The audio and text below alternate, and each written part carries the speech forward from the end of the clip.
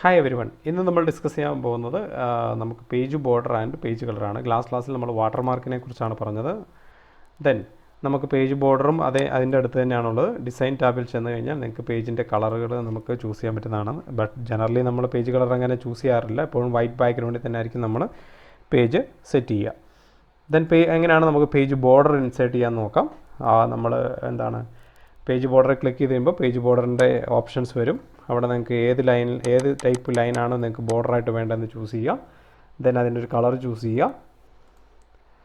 Then okay കൊടുത്തു കഴിഞ്ഞാൽ നമുക്ക് പേജിന് ബോർഡർ ആഡ് ചെയ്ത് വരുന്നതാണ്.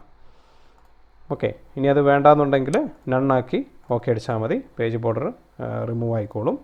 ഇനി പേജ് ബോർഡറിന് തന്നെ കുറച്ച് സ്റ്റൈൽ കൂടെ തരുന്നുണ്ട്. നമുക്കൊരു ആർട്ട് വർക്ക് തരുന്നുണ്ട്. ഇപ്പോൾ ഏറ്റവും താഴെ പോയി കഴിഞ്ഞാൽ നിങ്ങൾക്ക് കാണാൻ പറ്റും ആർട്ട് വർക്ക്. അവിടെ നിങ്ങൾക്ക് ഇഷ്ടമുള്ളൊരു ഡിസൈൻ ചൂസ് ചെയ്യാം.